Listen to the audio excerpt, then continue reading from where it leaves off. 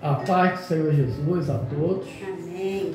Para você que estará assistindo essa mensagem em dias posteriores através do canal do YouTube, também nós te cumprimentamos.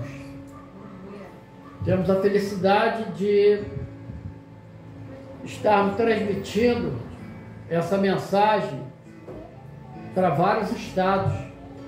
As pessoas têm nos falado, têm buscado essa mensagem, então que o Senhor possa nos abençoar ricamente. Hoje nós vamos fazer a leitura em Atos dos Apóstolos, no capítulo 3, versículo 19. Atos dos Apóstolos, tem a agulha aí para mim? Atos dos Apóstolos, capítulo 3, versículo 19.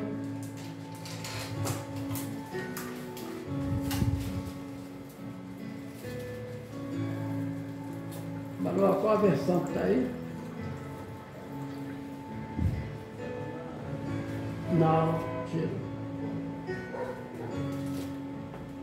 Na outra versão. Aí sim.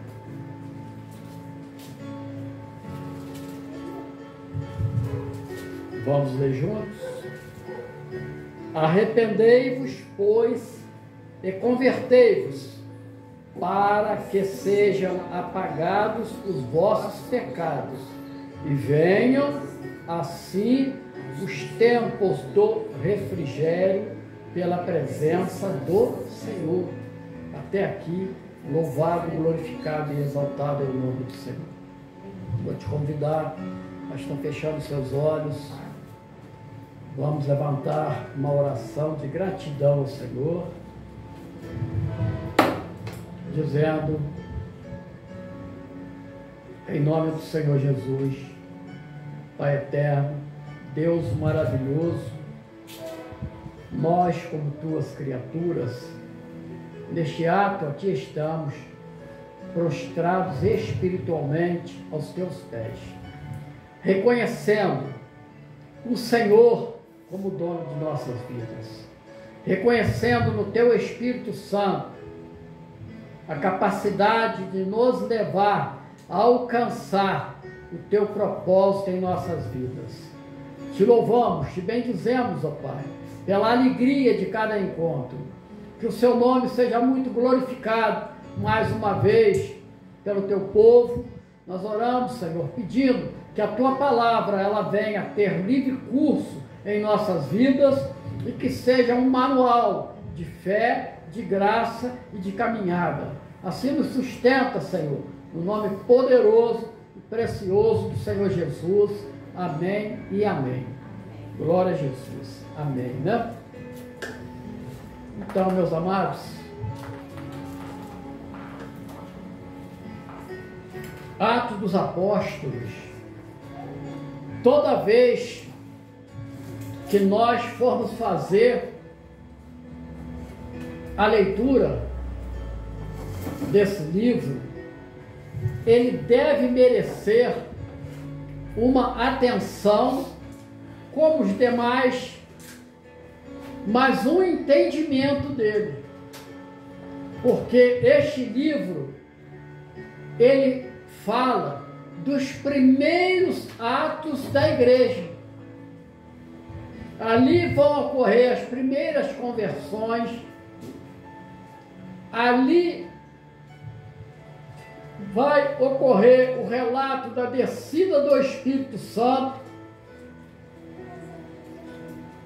e a mensagem revelada, testificando de tudo aquilo que o Senhor Jesus veio, fez e está fazendo até os nossos dias. E nós vamos observar que no primeiro momento aquela igreja ela tinha uma mensagem poderosa. Mas por quê? Porque quem ministrava aquela mensagem eram homens simples, humildes, que não trazia para eles a atenção das pessoas. Entretanto, eles, contrariamente, trazia o olhar e a mente para a pessoa do Senhor Jesus. E a primeira mensagem, não por acaso, que o Senhor Jesus ele vai pregar é: arrependei-vos. Aqui começa a minha, a sua e a vossa caminhada.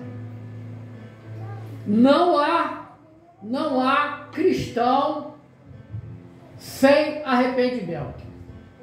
Mas o arrependimento não é uma simples palavra. Nós podemos dizer que é um estado de espírito. Eu me arrependo de duas formas que se completa e que tem comunhão. Eu me arrependo daquilo que eu sou antes da conversão. E o que eu era antes da conversão? Um pecador, ausente da comunhão com Deus, pobre, não vou usar a outra palavra, mas nós não tínhamos herança, não tínhamos nada, e é como aquela igreja lá de Laodiceia, quando o Senhor Jesus a repreende dizendo: você diz que tem tudo, mas você não tem nada. Você diz que não tem necessidade de nada.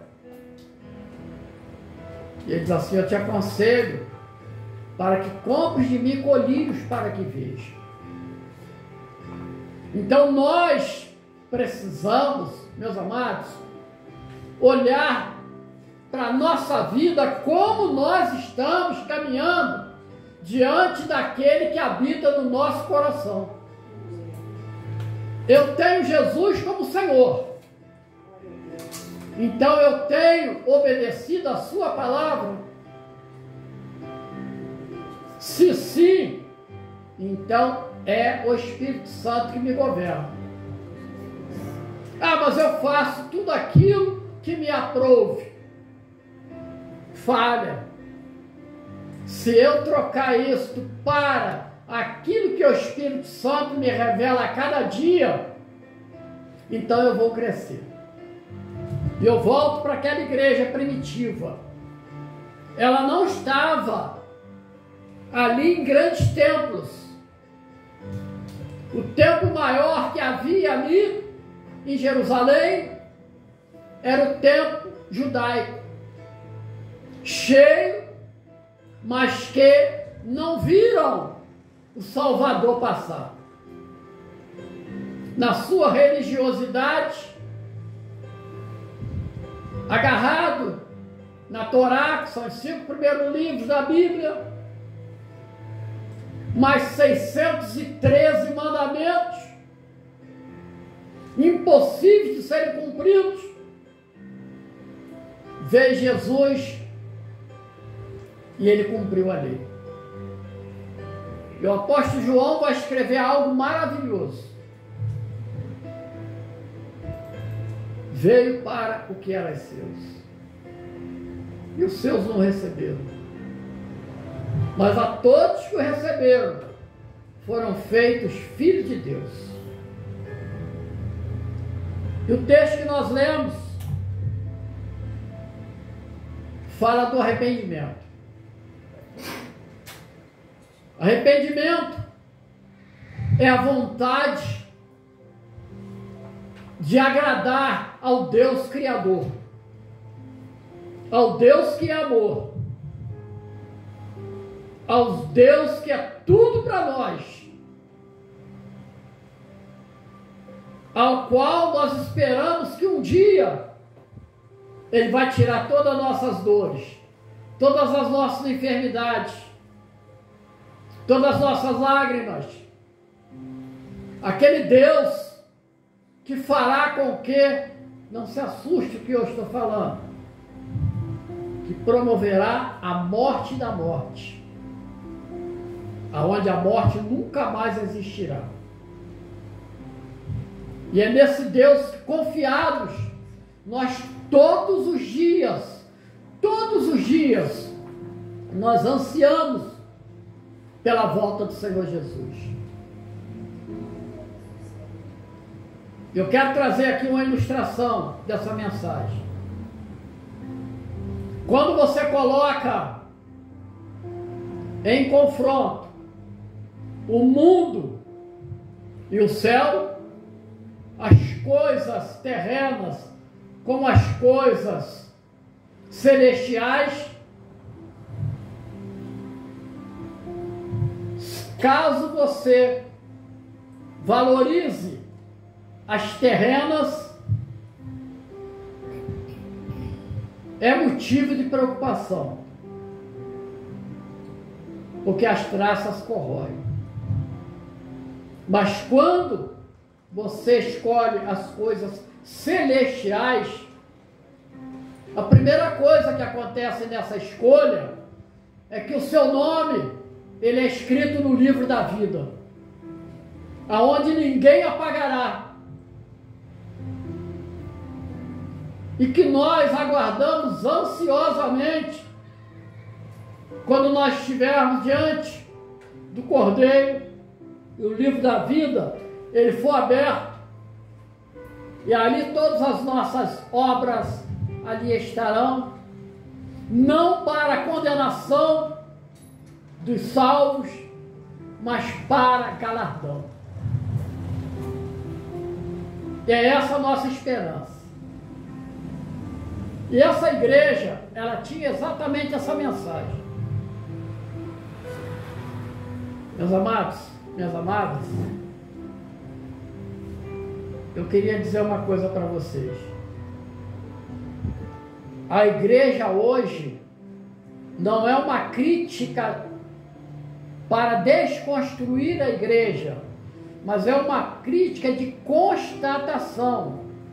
Porque, rapidamente, eu vou dizer para os amados que nós não fomos chamados para julgar a igreja, para julgar os irmãos. Muito pelo contrário. Mas hoje há um clamor. Hoje há um clamor generalizado pela volta às origens da igreja. A igreja precisa voltar à palavra de Deus. A igreja, ela não pode considerar esta palavra como algo ultrapassado. Muito pelo contrário. E hoje o homem, sem crítica, ele promove todo tipo de novidade na igreja, dizendo que só com a palavra não dá. É preciso uma igreja coach. É preciso uma igreja com novidade. É preciso uma igreja com paredes negras, luz cintilante, vai por aí afora. Nós não temos nada a ver. O que nós temos é pregar a palavra de Deus. Nós precisamos mostrar a palavra de Deus. Mas por que não cabe a nós julgar? Porque veja bem, um pouco antes, em 3:17 e 18, a palavra diz assim: e agora, irmãos, eu sei que o fizeste por ignorância. Vocês mataram o Filho de Deus, mas foi por ignorância, tá? Como também os vossos príncipes. Mas Deus assim cumpriu o que já dantes pela boca de todos os seus profetas havia anunciado, que o Cristo havia de padecer. Não houve ali, naquela mensagem, nenhuma acusação. Não há propósito nosso. Um pouco antes, Pedro, ele vai pregar essa mesma mensagem. Mas que mensagem é esta de poder É uma mensagem que persiste até os dias de hoje. Se não vejamos. Qual é a mensagem hoje? Gênesis 3,15. Vamos ver o profético. A mensagem tem que estar debaixo de uma profecia. Ó. E porém inimizade entre ti e a mulher, e entre a tua semente e a sua semente, e esta te ferirá a cabeça e tu lhe ferirás o calcanhar. Aqui fala do filho da mulher, que ele iria pisar na cabeça da serpente. Ele iria pisar, ferir de morte o inimigo de nossas almas. Mas esse inimigo, ele feriria o calcanhar do filho, que fala de morte na cruz. Está profetizado de que Jesus derramaria o seu sangue, nos comprando e nos dando vida eterna. É simples essa mensagem. Mensagem simples. O homem no pecado, ele está perdido. O homem no pecado, ele não tem comunhão com Deus. O homem no pecado, ele levanta orações, mas não é Deus que recebe. Por quê? Porque os nossos pecados e as nossas iniquidades faz divisão para que o rosto do Senhor seja encoberto. Então, a mesma palavra diz: Deus não é Deus dos mortos, mas dos vivos. E nós só seremos vivos, espiritualmente falando, quando nós nascemos de novo. O sábio da sinagoga, chamado Nicodemos, príncipe, ele vai ter esse encontro à noite com Jesus. E o Senhor Jesus vai tratar com ele, como está tratando com todos nós, dizendo assim: olha, Nicodemos, se você não nascer de novo, você não vai ver o reino de Deus, não. Mas por quê? E nós explicamos. Porque o homem, quando peca, Deus disse que ele morreria. Mas Adão e Eva continuaram caminhando. Mas algo, a palavra de Deus se cumpre. O que morreu foi o espírito. Então todos nós nascemos com um corpo e uma alma. E o espírito está morto. Fala da tridimensionalidade do homem. Então o Senhor Jesus, ele chega e doutrina ali para Nicodemos, que é para nós também. Qual é? Aquele que não nascer da água e do Espírito não pode ver o reino de Deus. Vamos lá, a mesma palavra? Romanos 10, 17. Eu quero pegar simplesmente para entregar para vocês o que vai edificar aqui. Ó. De sorte que a fé vem pelo ouvir, e ouvir a palavra de Deus. Louvado seja o nome do Senhor. Olha só que coisa maravilhosa. Então, a fé que vem de Jesus nos alcança, porque nós começamos a ouvir a palavra e nos damos conta de que nós precisamos nos consertar com o Criador. E isso é sério.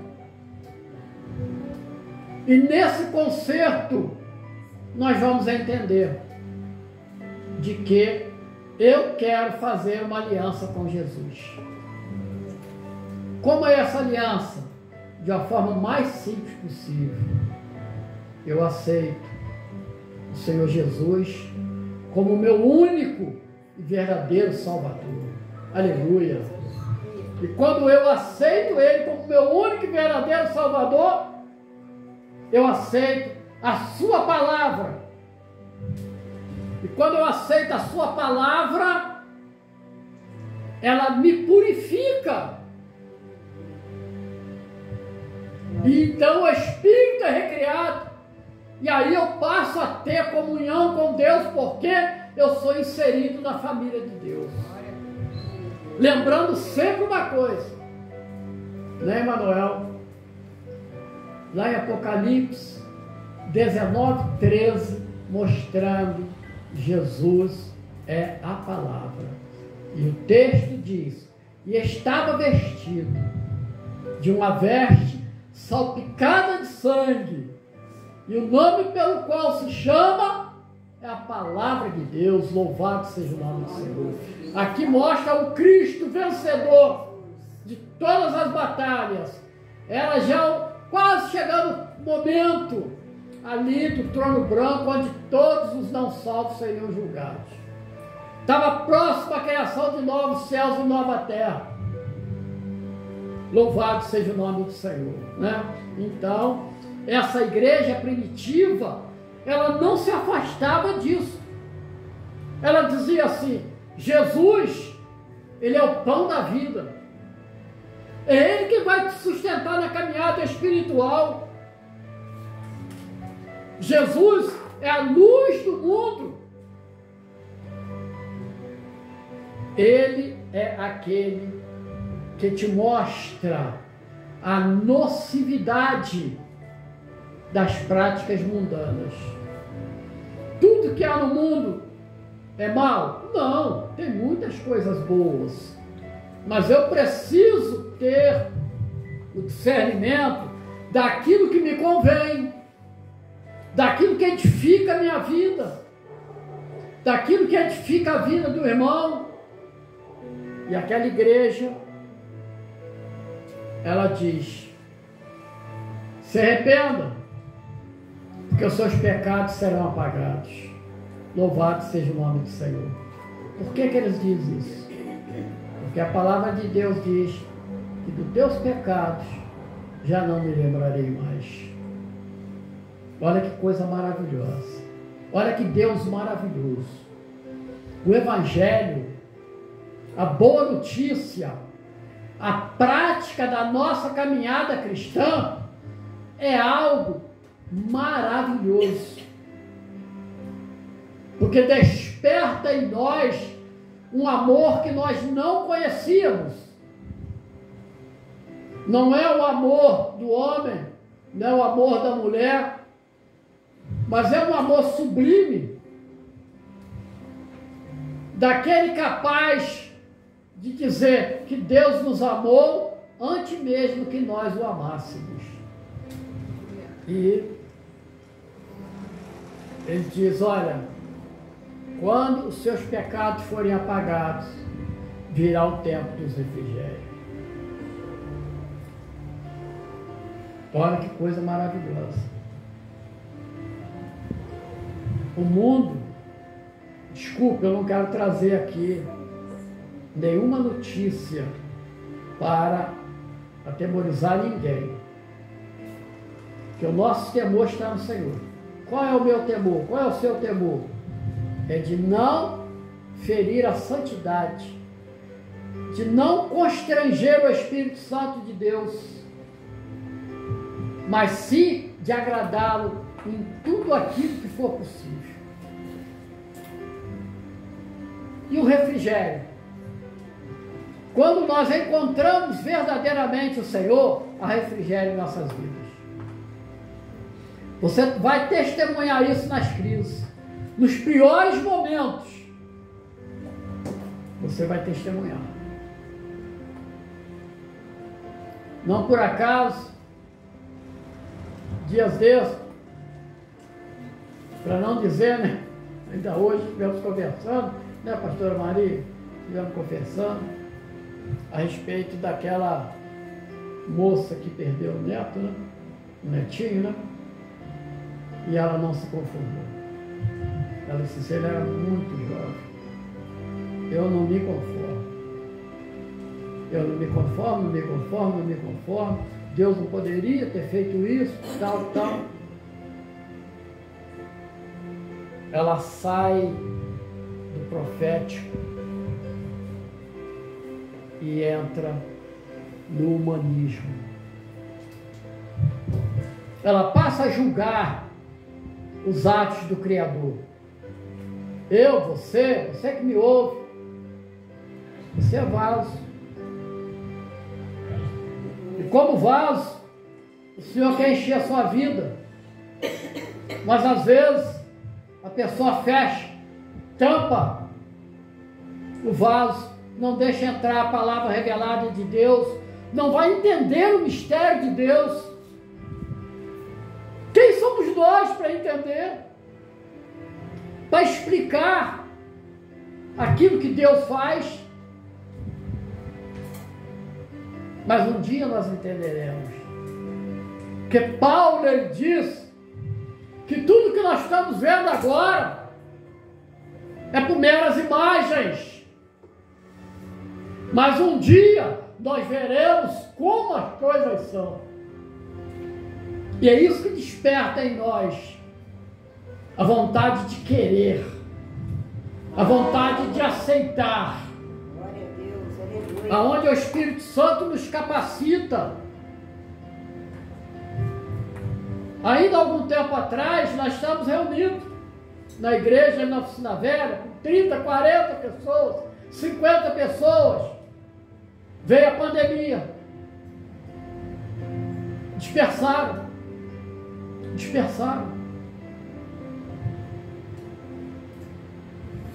Qual é o nosso proceder? Continuarmos pregando a palavra. Ainda que tenha uma pessoa aqui, a nossa voz não se calará. Porque nós precisamos entregar a palavra. Nós precisamos alcançar almas para o reino de Deus. Mas não podemos, a todo custo, encher a igreja por coisas que não estão na palavra de Deus.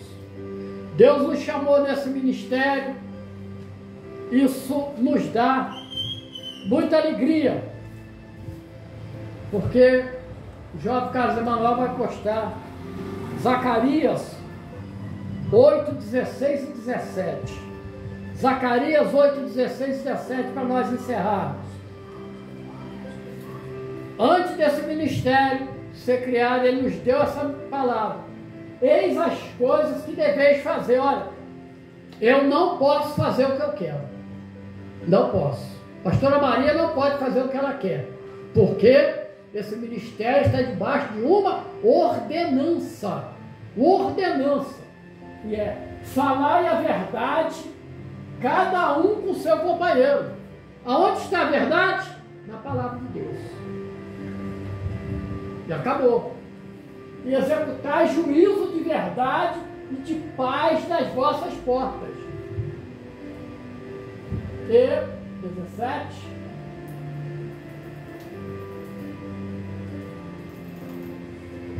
Zacarias 8, 17.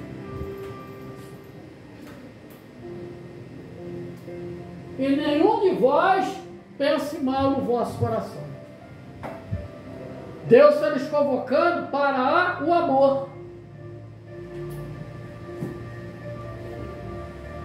Contra o seu companheiro. Nem ame um juramento falso.